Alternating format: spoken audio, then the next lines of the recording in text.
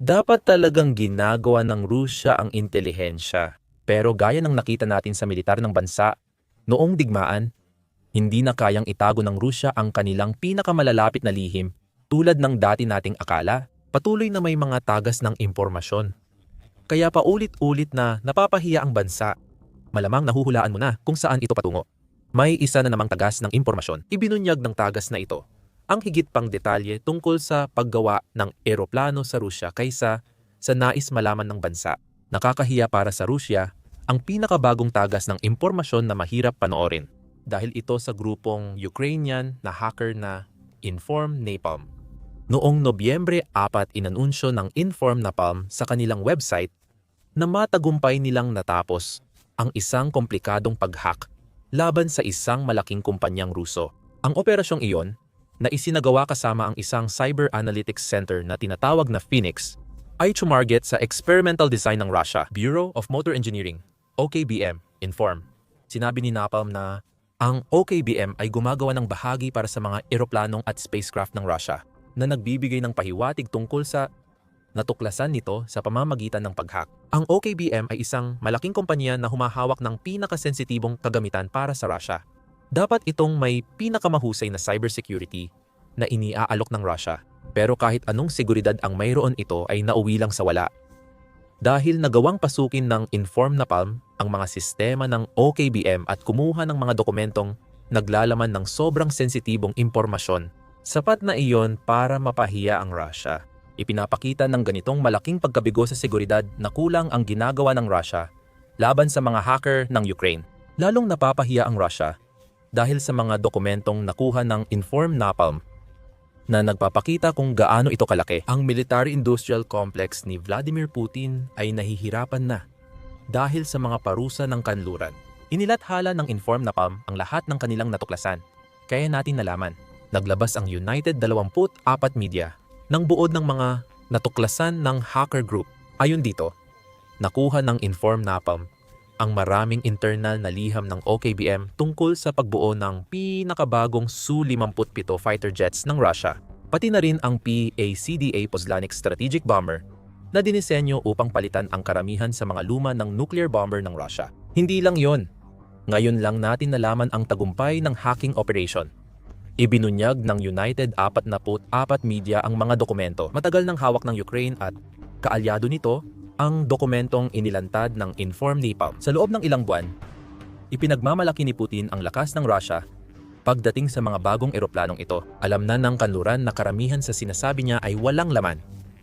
Simulan natin sa PACDA. Hindi lihim ang proyekto ng PACDA.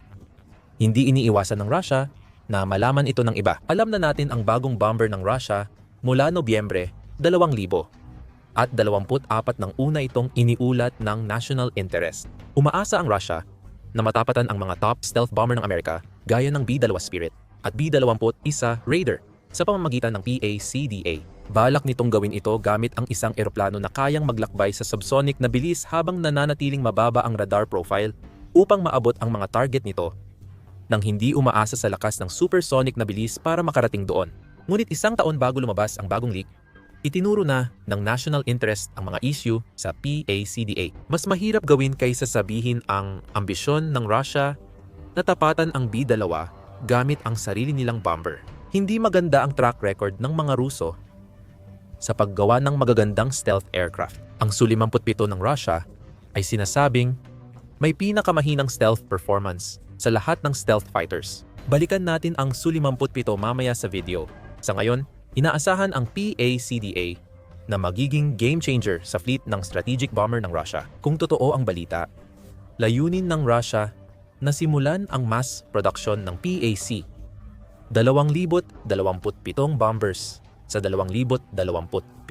Bagamat mukhang masyadong optimistiko na ang timeline tan na iyon, lalo na noong Nobyembre 2000 at 24, mas lalo pa itong naging optimistiko ngayon. Ayon sa natutunan natin sa Inform Napalm hack, ibinunyag ng grupo na nakuha nila ang technical na dokumentong may kaugnayan sa paggawa ng mga bahagi, tinatawag na alinman sa 80 RSH, 115 o 80 RSH ng susunod na henerasyon ng bomber ng Rusya.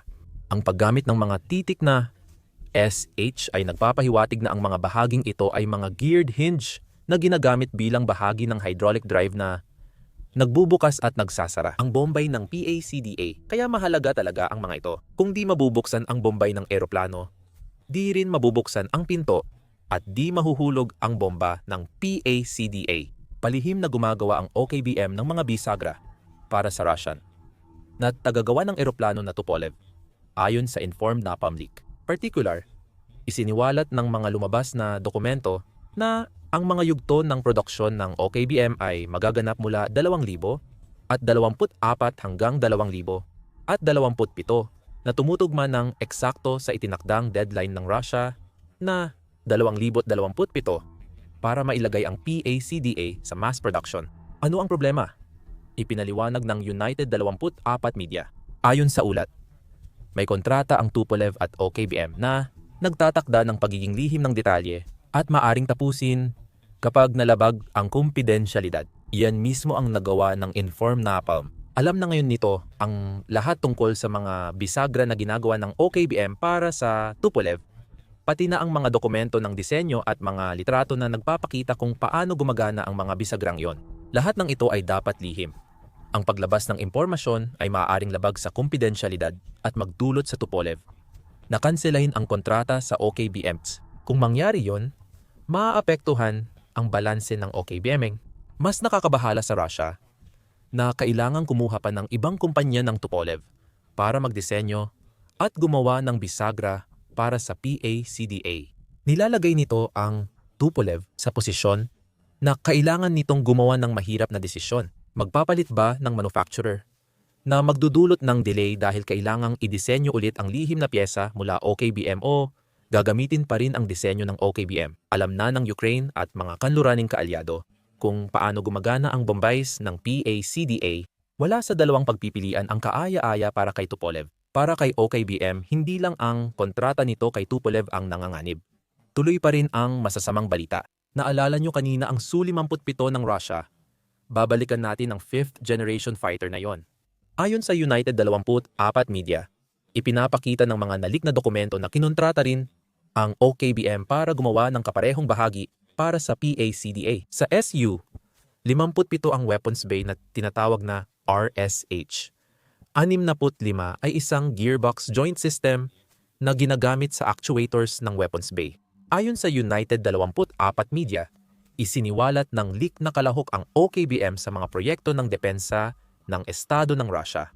Dahil sa informed napalm, nalaman na ng lahat ang detalye ng kontrata at presyo ng mga bahaging ito. Mga ulat na nagpapakita kung magkano ang ginagastos ng Russia para mapanatiling gumagana ng maayos ang mga weapons bay ng SU. 57. Sa ganun, mukhang kumpleto na ang kahihiyan ng Russia. Alam na ng Ukraine at mga kaalyado nito ang maraming detalye tungkol sa dalawang pinaka-advanced na eroplano ng Russia. Kasama rito ang detalye ng mahahalagang bahagi at kumpanyang gumagawa nito. Malaking epekto na agad ang malaman kung anong kumpanya dahil nagbibigay ito ng entidad na pwedeng pagtuunan sa kanluran, gaya ng itatampok natin mamaya sa video. Gayunpaman, malaking biyaya ito para sa Ukraine at matinding kahihiyan para sa Russia dahil may isa pa itong nabunyag. Tinutulungan ng Russia ang mga kumpanya nito iwasan ang parusa. Bukod sa ibinunyag ng informed napalm sa PACDA at SU-57, napakita rin ng pag-hack na bumibili ang OKBM ng computer numerical control machinery mula sa iba-ibang bansa. Kasama sa mga makinang ito ang Hartford HCMC, 100 at 10 AG at John Ford SL, 50 na parehong gawa sa Taiwan. Pati na rin ang Grindex BSD-700U Computer Numerical Control Grinder na gawa sa Serbia. Hindi na bago iyon. Talagang kailangan ng motor engineering company ang ganitong makina. Kapansin-pansin, ipinapakita ng mga dokumento na binili ng OKBM ang lahat ng makina gamit ang subsidya mula sa Russian Ministry of Industry and Trade. Pag-iwas ito sa mga parusang suportado ng Estado at ipinapakita nito sa atin na handang maglaan ng pera ang Kremlin sa kahit anong paraan na magpapahintulot sa mga kumpanya ng Russia na makakuha ng mga kagamitan na tuwiran o di tuwirang sumusuporta sa digmaan ni Putin. Komplikado ang sistema ng Russia sa pag-iwas sa parusa. Iniulat ng Sky News noong Hunyo na gumagamit ang Russia ng mga subsidiary at third party para makabili ng piyesa at kagamitan mula sa mga bansang ayaw magbenta direkta sa Russia.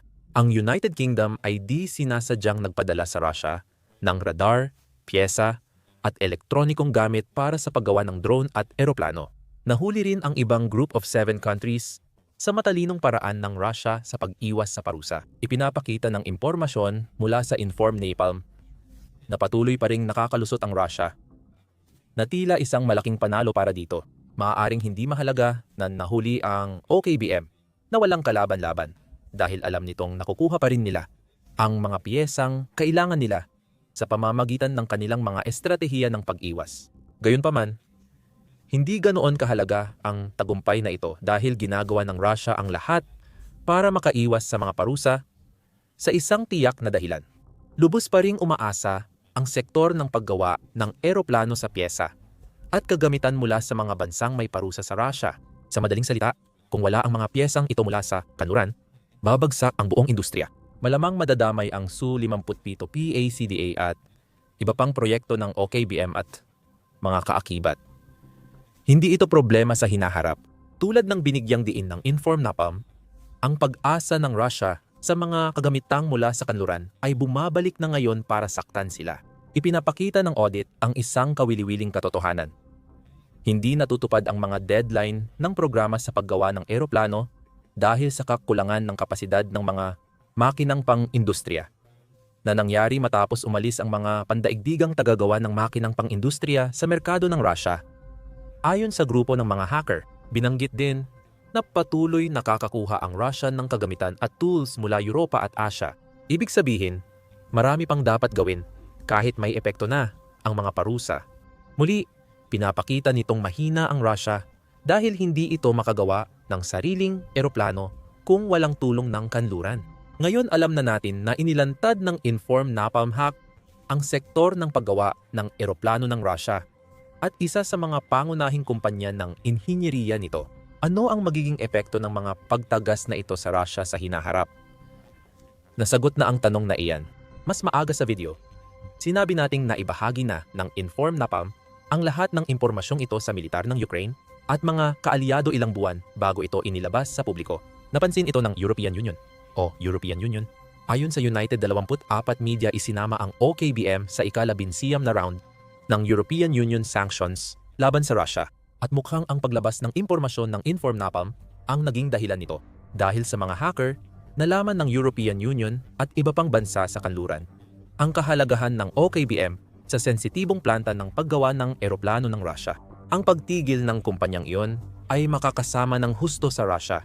Hindi na kayang subsidya ng Kremlin ang OKBM para makabili ng kagamitan mula sa mga bansang ayaw makipagnegosyo sa Russia. At dahil sobrang umaasa ang operasyon ng OKBM sa mga kagamitang mula sa kanluran, ang pagkawala ng access na ipinapangako ng pinakabagong sanctions package ng European Union ay maaaring mga hulugan na hindi na makakabili ang kumpanya ng mga makinang kailangan nila para gumawa ng mga bisagra para sa bombais at kung ano pa mang iba pang ginagawa nila para sa industriya ng armas ng Russia. Opisyal na pinagtibay ng European Union ang ika-11 na round ng sanctions noong Oktubre, 23 na lampas sa pagsasanksyon sa OKBM. Sabi ng Konseho ng European Union, ang bagong package ay sumasaklaw sa 69 na individual o entidad na sumusuporta sa makinarya ng digmaan ni Putin. Ang Belarus ay tinamaan din ng mga sanksyon na idinisenyo upang pilitin ang bansa na limitahan ang suporta nito sa Russia. Ipinaliwanag ni Kaja Kallas, mataas na kinatawan ng European Union para sa ugnayang panlabas at seguridad at tagapangulo ng Foreign Affairs Council ang mga sanksyon. Natapos na naming pagtibayin ang ika-11 na pakete ng sanksyon na nakatuon sa mga bangko ng enerhiya sa Russia, crypto exchanges, at mga entity sa China. Ayon kay Kallas, may regulasyon ang European Union sa galaw ng mga diplomat ng Russia para labanan ang destabilization. Lalong nahihirapan si Putin pondohan ang digmaan. Bawat euro na hindi natin pinapapasok sa Russia ay hindi nila magagamit sa digmaan. Tinapos ni Kallas ang pahayag sa banta. Hindi huli ang ika-11 na pakete. Mapapaisip ka kung ito lang ba ang unang beses na nabisto ang kabiguan ng cybersecurity ng Russia. Isang kumpanya na kalaunan ay napasama sa mga tinamaan ng mga parusang ipinataw ng kanluran. Maaring nangyari na ito dati at posibleng mangyari muli kung magpapatuloy ang Inform Napalm. Sa mas malawak na pananaw, Sinasabing lalong nahihirapan ang industriya ng paggawa ng eroplano sa Russia dahil sa bagong parusa. Iniulat ng United 44 Media noong Hunyo na, ayon sa Institute for the Study of War, hirap ang Russia dagdagan ang produksyon ng eroplanong pandigma dahil sa parusa ng kanluran. Ayon sa Institute for the Study of War, nagtayo o nagpalawak ang Russia nang hindi bababa sa 5 gusali sa kanilang Kazan Aviation Plant na nagdagdag ng karagdagang 19,000 metro kwadradong espasyo sa proseso. Ipinapakita ng satellite imagery na may konstruksyon mula tag-init 2024 hanggang Mayo 2025. Pinili ng Russia ang pasilidad na ito, ayon sa Institute for the Study of War, dahil dito ginagawa ang ilang strategic bomber at helicopter nila. Plano ring palawakin ng Kazan sa 2026. Gayunpaman, hindi gaanong mahalaga ang mga ganitong uri ng pagpapalawak kapag pinipilay ng mga parusa ang sektor ng paggawa ng eroplano ng Russia. Hirap ang pinalaking planta ng Kazan sumabay sa hinihingi ng Kremlin dahil sa kakulangan ng manggagawa na pumipigil sa Russia na imodernisa o palakihin ang produksyon ng eroplano. Noong 2024, malinaw na Kazan ay nagawa lang ng 2,100 at 60 M2 at 2,100 at 60 M bomber. Nagiging sanhi ng problema ang kakulangan ng mga pyesa. Ayon sa binigyang diin ng Institute for the Study of War, malaki ang posibilidad na magpatuloy ang pagbagal ng produksyon ng eroplano ng Russia dahil sa mga parusa at kakulangan sa pyesa at manggagawa. Kahit na nagsusumikap ang Russia na palawakin ang kanilang pisikal na kapasidad sa produksyon. Ayon sa Institute for the Study of War, dito nagiging epektibo mula kahiya-hiya ang pagtagas ng OKBM. Dahil sa pagtagas, nabigyan ng Europa ng tsansang targetin ang kumpanyang gumagawa ng piyesang kailangan ng Russia sa paggawa ng eroplano. Ang industriya na hirap na ngang tuparin ang hinihingi ni Putin ay lalo pang mahihirapan ngayon. Dahan-dahan nang nararamdaman ang epekto ng parusa ng kanluran, pero hindi ito kasing lakas ng inaasahan. Isa sa mga pangunahing aral mula sa leak ng Informed Napalm ay patuloy pa ring nakakahanap ng paraan ang Russia para iwasan ang mga parusa. Gaya ng nabanggit natin kanina, gaano man kahalaga ang mga bagong pakete ng parusa, lalo na kung tinatarget nila ang mga kritikal na kumpanyang tulad ng OKBM, magiging epektibo lang ang mga iyon, depende sa mga mekanismong ginagamit para ipatupad ang mga ito. Binanggit ito ng The New Voice of Ukraine sa ulat nila tungkol sa OKBM leaks. Sabi rito, nagdudulot ng komplikadong tanong sa pulisya ang pagbubunyag para sa mga pamahalaan ng kanluran at export control authorities. Paano higpitan ang kontrol sa high-precision machines, matukoy at harangin ang mga intermediary procurement channel, at pag-isahin ang secondary sanction para maiwasan ang pag-iwas dito. Naglabas ng opinion piece ang Euractiv matapos ipatupad ng European Union ang ika-11 na round ng sanction na nagdadagdag sa argumento. Isinulat ni Rasmus Grand Bertelson, diin ng artikulo, kailangan ng mahigpit na pagpapatupad mula sa European Union para mas epektibo ang pinakabagong at mga naunang pakete. Ang hindi pantay na pagpapatupad at pagsasamantala sa butas ng batas ay humadlang sa mga dating pakete. Kaya nakakabili pa rin ang Russia ng bilyon-bilyong dolyar na gamitan at bahagi. Malala ang sitwasyon. Ayon kay Bertelson, 70% ng dayuhang bahagi sa sandata ng Russia ay mula sa mga bansang nagparusa sa Russia. Umaksyon pa rin ang mga parusa. Mabilis tinukoy ni Bertelson ang marami laban sa Russia. May gastos ang paggamit ng shell company at the trading firm sa ibang bansa, tulad ng China, para bumili ng piyesa sa ikatlong kamay. Gumagastos ang Russia ng 2 hanggang 5 beses na mas malaki kumpara kung direkta nilang binili ang mga piyesang ito. Kahit sinasamantala ng Russia ang mga butas sa batas, nauubos pa rin ang pondo ng kanilang makinarya ng digmaan dahil sa mga parusa. Gusto ng Ukraine na mas higpitan ang parusa at hindi bigyan ng opsyon ang Russia na makabili mula sa simula. Mas mainam para sa Ukraine na gamitin ng Russia ang pera sa Western tin na piyesa ay mapilitang hindi magamit o mapunta sa mga di gaanong epektibong proyekto para sa Russia. Nagbigay ng suhestiyon si Bertelson para mas mapabisa ng European Union ang kanilang parusa. Mahalagang unang hakbang ang paggawa ng pamantayan at European Union wide na mga protocol para sa pagpapatupad. Ang pagbabahagi ng impormasyon at paglikha ng mga regional na enforcement cluster ay magpapahirap sa Russia na makaiwas sa mga parusa ng European Union. Mahalaga rin isara ang mga ruta ng pag-iwas na mangangailangan ng mas mahusay na koordinasyon kaysa sa kasalukuyang nasa European Union. Kung mapipilitan ang Russia na harapin ang mga restriksyon sa pag-access nito sa mga cloud service at iba pang software, Pati na rin ang kakulangan ng tech support dahil sa mga nabibili nito, mahihirapan siyang maggamit ng lubos ang mga iyon. Magaganda ang mga ideya kung maipapatupad ng European Union at ibang bansa ang mga parusa. Ibang usapan na iyon. Pero sa ngayon, ang paghihigpit ng European Union sa mga parusa nito ay maaaring pinakamaliit na alalahanin ng Rusya. Hindi ito unang beses na napahiya ang Rusya sa pagtagas ng impormasyon mula OKBM. Kaya ito ang ikinababahala ng Kremlin. Noong Agosto, nakuha ng Ukraine ang maraming lihim na dokumento tungkol sa bagong nuclear submarine ng Rusya, ang Knyaz Posarsky. Ibinunyag ng mga dokumentong iyon ang pangalan, detalye ng tripulante ng submarine, pati ang mga plano ng armas, at manual ng labanan na may crew protocols. Ito ang magpapabahala sa Rusya. Ang pagtagas ng OKBM ay hindi hiwalay na insidente, kundi pinakabagong pagtagas na naglalantad sa Ukraine ng mga lihim na gustong itago ng Rusya. Mukhang lahat ng bagong nililikha ng Rusya ay napapasok o nahahak ng Ukraine. Ipinapakita nitong may seryosong problema sa seguridad ang Rusya na hindi nito malutas. Kahit masolusyonan ng Rusya agad ang mga butas sa seguridad, maaaring wala pa ring epekto. Bakit?